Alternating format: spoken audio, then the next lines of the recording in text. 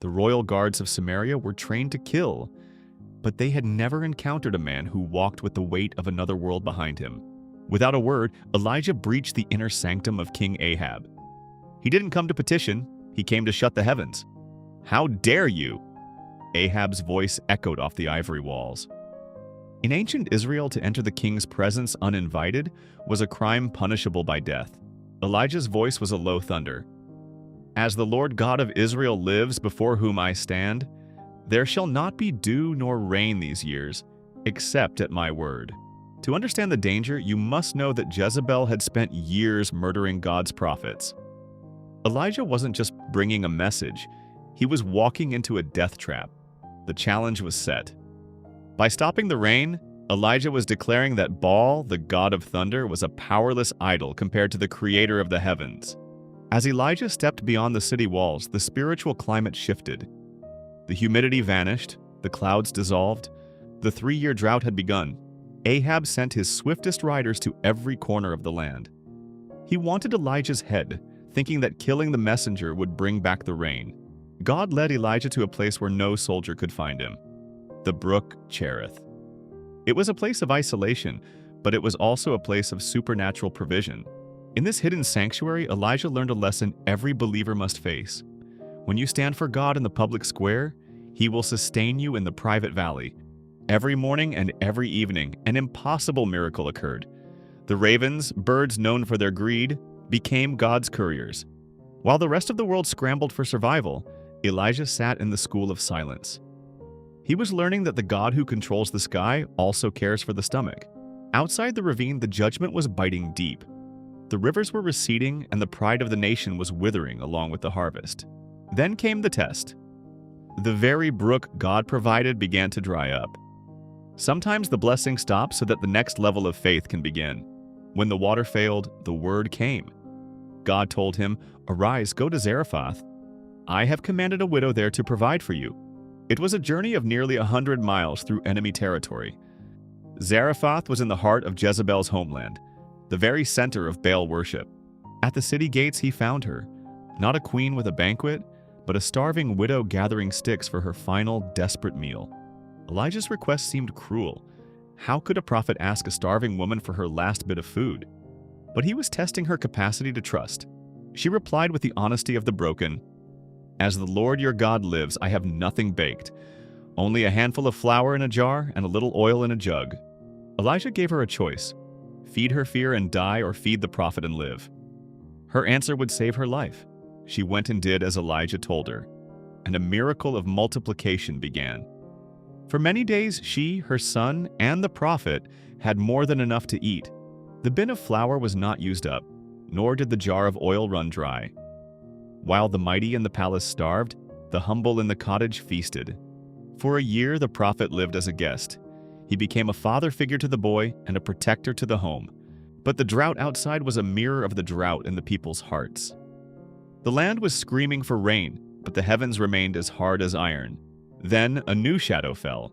The widow's son became ill. His sickness was so severe that finally his breathing stopped. In her pain, she blamed the prophet. It is the cry of a broken heart. "Have you come to bring my sin to remembrance?" Elijah did not defend himself. He simply said, "Give me your son." He carried the boy to the upper room, the place where he spent his hours in prayer. He cried out, "O Lord my God, let this child's life return to him." He was wrestling with the sovereignty of God. The Lord heard the voice of Elijah. The soul of the child came back into him and he lived. Elijah presented the living boy. The widow cried out, "Now I know that you are a man of God, and the word in your mouth is truth." In the 3rd year of the drought, the word came, "Go, show yourself to Ahab, and I will send rain on the earth." Ahab was desperate. The king of Israel had been reduced to a wanderer, searching for a single blade of green grass to keep his horses alive. With the king was Obadiah, the governor of the palace. A man with a dangerous double life, he secretly served the true God. Obadiah had hidden 100 prophets in caves, feeding them with bread and water at his own expense. He was the bridge between the palace and the promise. As Obadiah searched for water, he found the source of the drought instead.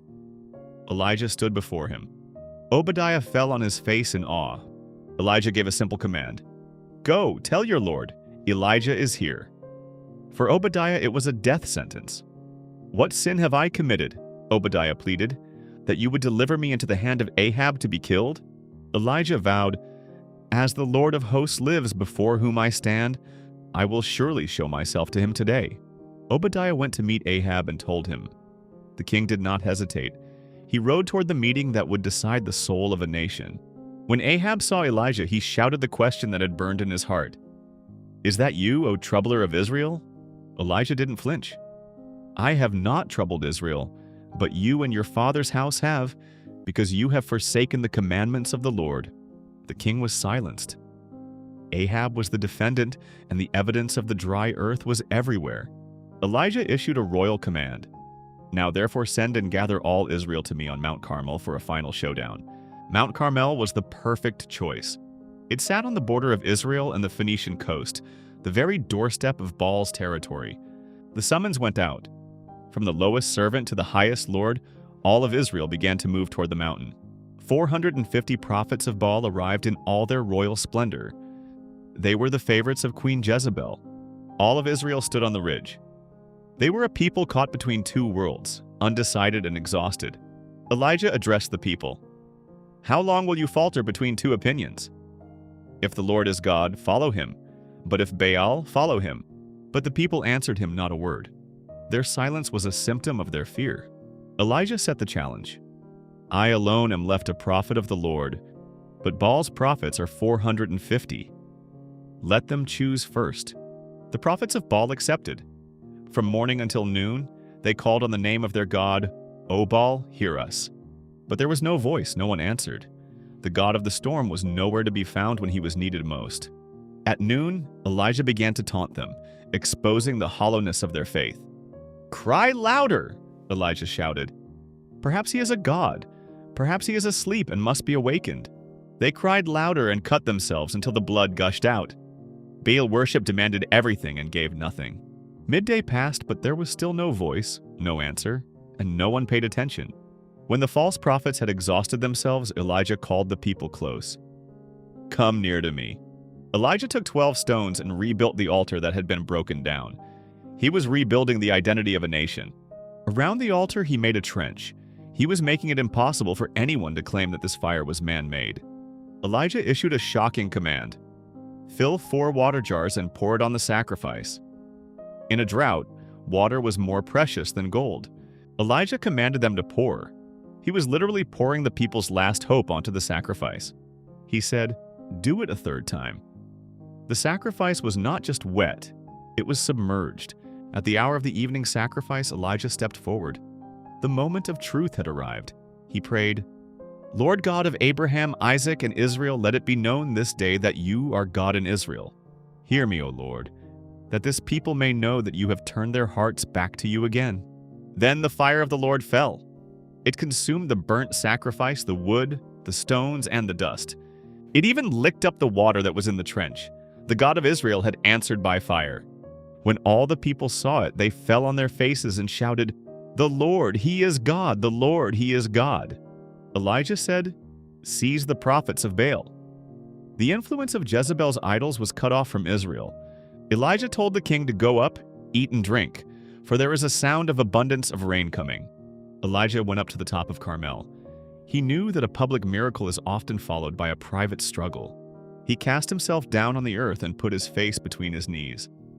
He would not move until heaven shifted. 6 times his servant returned with the same report. There is nothing. On the 7th time, the servant cried out, "There is a cloud as small as a man's hand, rising out of the sea." "Go up," Elijah said. "Say to Ahab, prepare your chariot and go down before the rain stops you." In a little while, the sky grew black with clouds and wind, and there was a heavy rain. Ahab rode and went to Jezreel. He fled the storm that he once thought would never come. Then the hand of the Lord came upon Elijah. He tucked his cloak into his belt for a display of supernatural power. He ran ahead of Ahab to the entrance of Jezreel, outrunning a royal chariot over a distance of 20 miles. Elijah had called the nation back to God, but in the shadows of the palace, a queen was waiting. Elijah's story reminds us, even in a drought, God is preparing a downpour.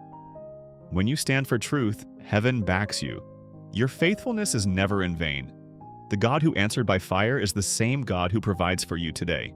If this story stirred your spirit, like and subscribe to Living Word Afro Tales. Tell us, what altar are you rebuilding today? But the battle isn't over. Join us for part 2, where the prophet of fire must face the silence of the desert. Until next time, remember, you are seen, you are loved, and your story is held in the faithful hands of God. God bless you, and we'll see you in the next story.